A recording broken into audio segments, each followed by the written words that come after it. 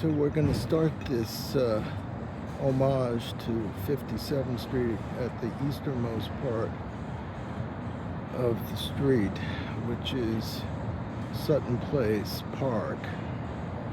You can see in the background there's a body of water that a lot of people call the East River, but it's actually what they call a tidal strait. So it ebbs and flows with the tides of the bigger bodies of water, which is not feeding into an ocean, but it's more of a inlet. And the end of this 57th Street would be the Hudson River. So we'll give you a sense of the magnitude. You can see the 59th Street Bridge here, which I believe is called the Ed Koch Bridge now. And this is looking straight out. We're going to end up, here's one Sutton Place South, which is kind of a beautiful building. Can't really see it. And then here's the beginning of what they call the Muse of Sutton Place. There's a bunch of townhouses overhead, but it's out of the scope of this tour.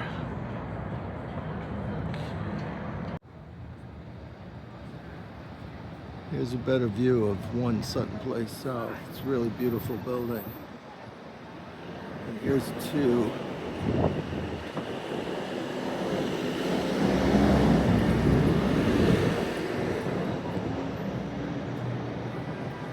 Not as impressive, but not too shabby. This is one of those infamous sliver buildings where they took a small plot, like 25 feet at the base, and gets bigger at the top. But basically, they created a super tower in a medium density residential neighborhood here. A bunch of nice old buildings, pre-wars, a lot of these.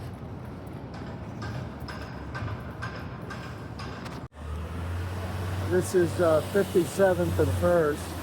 I'm a little under the weather, so excuse the voice, but I'm gonna switch the camera.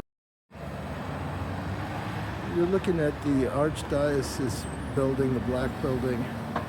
It's where the Catholic Church runs their operations. So 57th Street is arguably the preeminent street in Manhattan.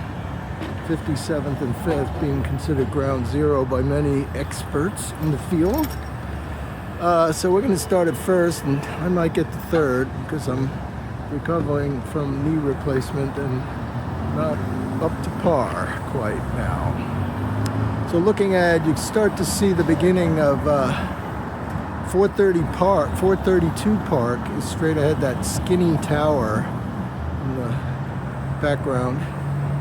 And up ahead is, I remember this being a rental building at one point. It probably went condo at one point, as most of them did, or co-op. It was big in the 80s and all the way through the 90s, but mostly the 80s. There's a famous restaurant, Mr. Chow, is here on 57th between 1st and 2nd. We're coming up to the entrance to the Queensboro Bridge, also known as the Ed Koch Queensboro Bridge. And this will lead you into the borough of Queens from Manhattan.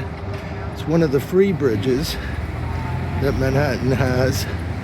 I heard there was some crazy unwritten law or written law that every borough had to have a free bridge into it. So you have this bridge in Manhattan. You had the Staten Island Ferry was the bridge, but it wasn't a bridge. There was a free way to get into Staten Island. Brooklyn has the Brooklyn Bridge and the Manhattan Bridge and the Williamsburg Bridge that are all free. So, and the Bronx has the Willis Avenue Bridge. That's how you get in from there. Let's see what we got here. 57th and 2nd. This is the Excelsior. friend of mine, Ed Glickman, I think he's passed away, actually built that in the 60s. He was a real estate player called Cybodon was his company, and built some big buildings here in Manhattan.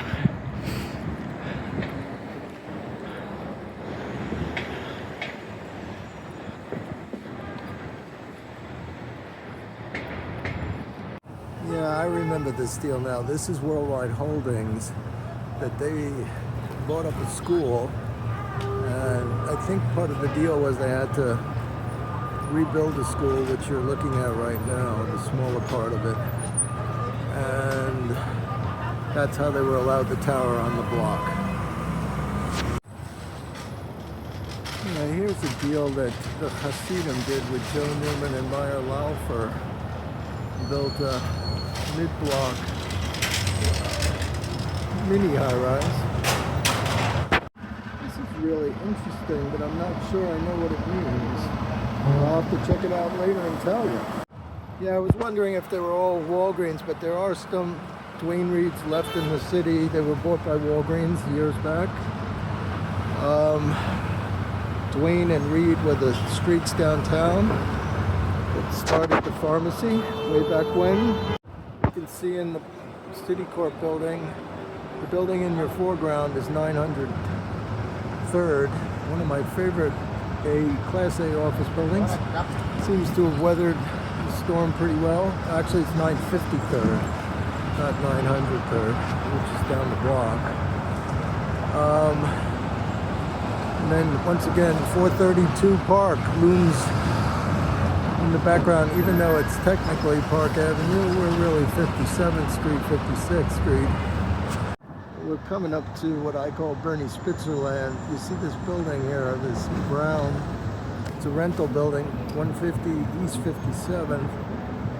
Bernie Spitzer is Elliot Spitzer's father. He built it. He built a lot of stuff in this general neighborhood starting here.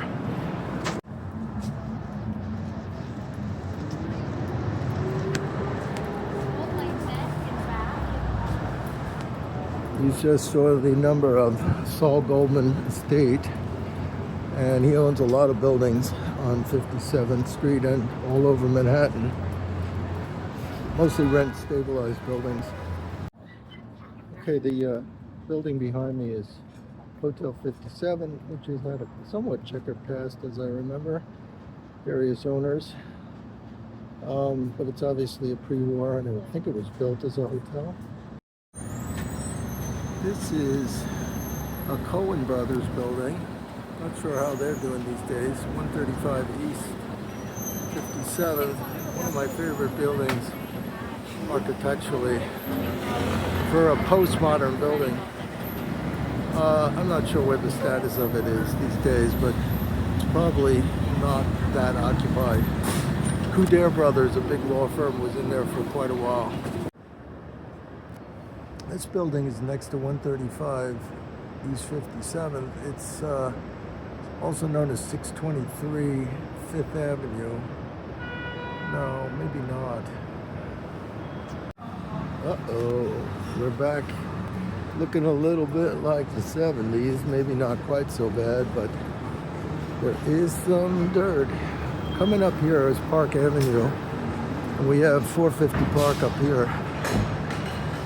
Pretty valuable building. I think was pushing $1 billion at its peak, but I don't know where it's at right now with the office market. You can see Aston Martin. So we're getting into the tonier part of 57th Street. We're starting at Park Avenue.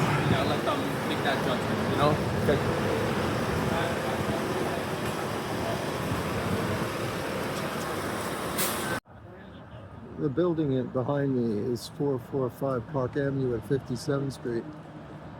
It's owned by the Orthodox Jewish community. Douglas Elliman had their headquarters there for many years, still do probably. Haven't verified that. There's a nice view on the right of Tiffany's. You can see the lighting. Here's the fashion area. Louis Vuitton on the left, Tiffany's on the right. This building is 460 Park. Used to be owned by the South Koreans. I think it was Hankook, the tire company. I'm not sure where it's at now. Here we have the Ritz Tower in the foreground, and behind it is the Galleria. These are very high-end older buildings, especially the Ritz Tower. I think the maintenance is a little screwy. It's a co-op residential building. Oh yeah, this is a new office building over here that L&L built, 425 Park. And here's the quintessential south view from Park Avenue and 57. Looking down to Grand Central in the MetLife building. You can see in the background. Oops.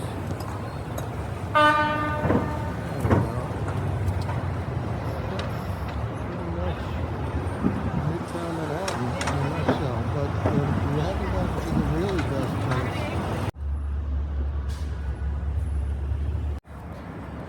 Here comes the Four Seasons Hotel.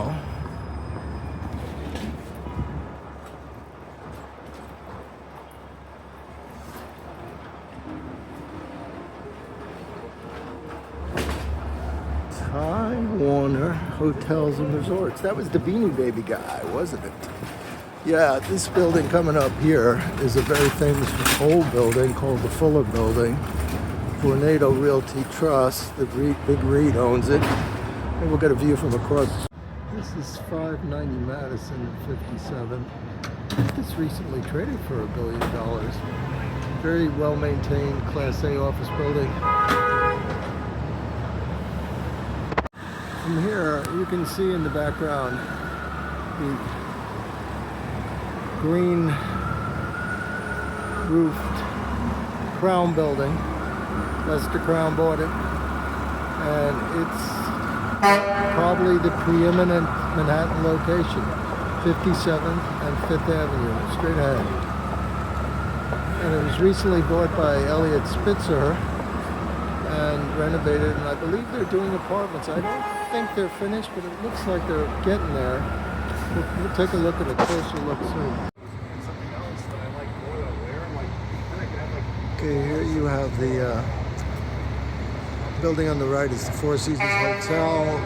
Straight ahead is the Fuller Building I described. Here's the General Motors building, the GM building.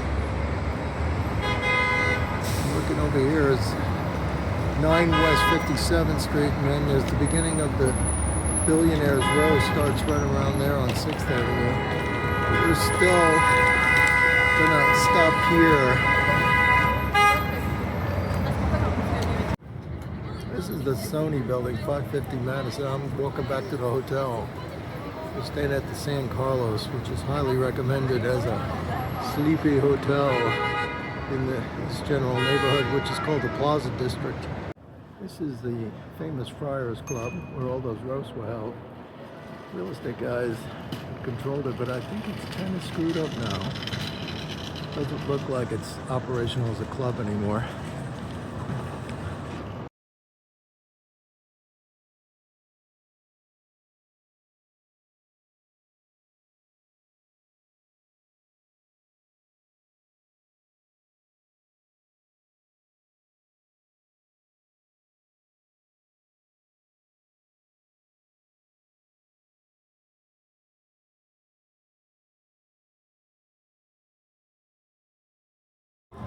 This is the lipstick building that Jerry Hines built in the 80s, and it's the infamous headquarters of Bernie Madoff. Here we are in Fashion Row.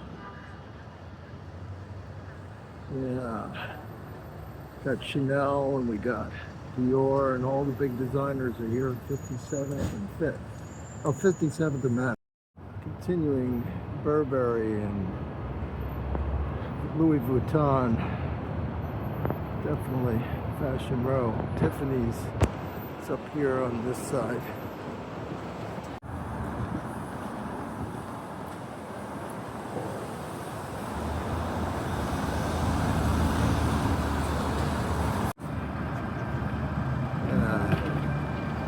Tiffany's, 9 West 57. Bergdorf Goodman. No, Van Cleef & Arpels. the aforementioned Crown Building. There it is, Bert of Goodman with Van Cleef and Arpels. 9 West 57, Solo Management, one of the highest priced office properties in Manhattan. This is the famous Paris Theater that is now owned by Netflix, and we're seeing a movie called Jake Kelly with George Clooney and Adam Sandler.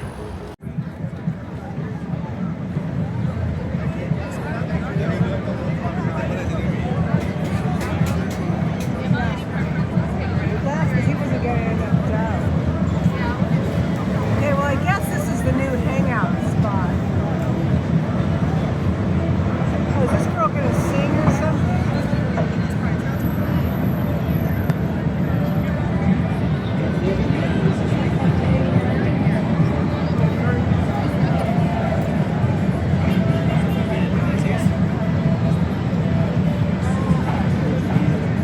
Can we get out of here?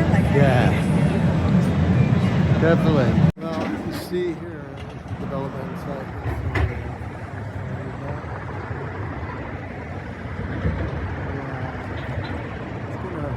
Views of this beautiful building, Crown Building. And right over here is another development site, so it's going to be kind of zooey if these get moved. This was the scale of this area before the big towers. You can see development sites here off of 6th going towards 5th Avenue. You can see here in the background 432 Park on the right, and the 590 Madison that we mentioned earlier, and the Crown Building with the gold. Okay, we have 57th and 6th now.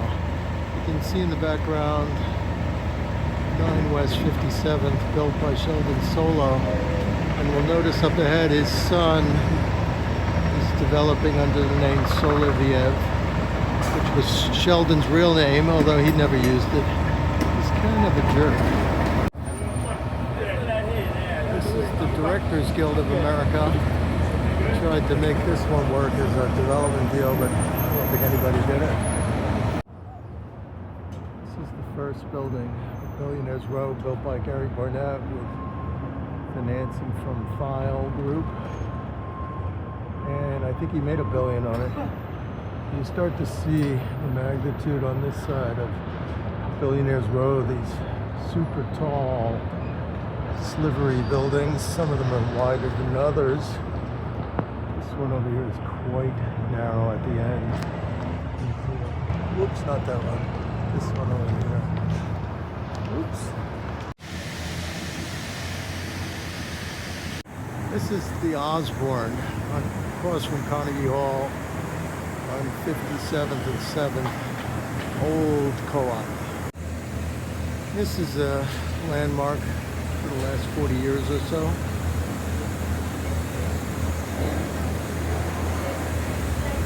Yeah, File owns this building. It's supposed to go residential, never did as far as I know. There's Carnegie Hall. Ooh, it's beautiful. Okay, here's the Grand Dome, Carnegie Hall on the right, and Carnegie Towers right behind it. And behind that is Metropolitan Tower with floor-to-ceiling glass. A little scary up there on the 64th floor.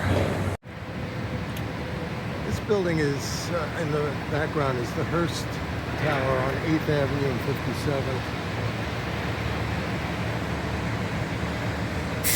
You can see that old building that's empty. That was used to be Lee Art Supplies. Looks like it's been empty for quite a while. Okay, we're on 57th and Broadway. This is seeing a lot of the older towers on the right. Carnegie Tower, Metropolitan Tower.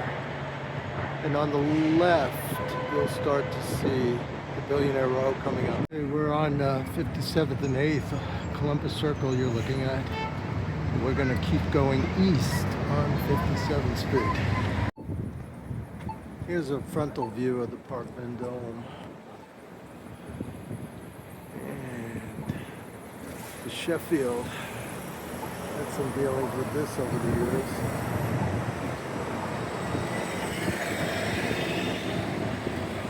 So now we're in the Carnegie Hall neighborhood pretty much. You can see on the right ahead the Park Vendome was an early condo conversion in the 80s or 90s. Most of them had gone co-op, but this one ended up being a condo. And you can see in the background the Billionaire's Row with the tall buildings, skinny buildings. So we're just starting this part of the tour. We're at 57th and 10th now. You can see mostly apartment buildings, some old tenement styles as well. You can see CBS Broadcast Center. It's the studios for CBS. Been there forever. This building over here is BMW Manhattan. We're sort of in the car district. That's what it used to be, automobile dealers. And I think there's still a fair amount, but a lot of apartments have gone up here. Okay, this is the very beginning or end of the tour. And this is the Hudson River you're looking at, also formerly known as the North River. And here we have some big buildings. Durst built this one. No, B.I.G. Big was the big architect. And back there is a project that Zeal Feldman lost to Woodcoff's group. I think it's XI, I'm not exactly sure. Okay, let's start moving east now. So this is 57th and 12th going to 11th. And you can see in the background, Billionaire's Row is coming up ahead.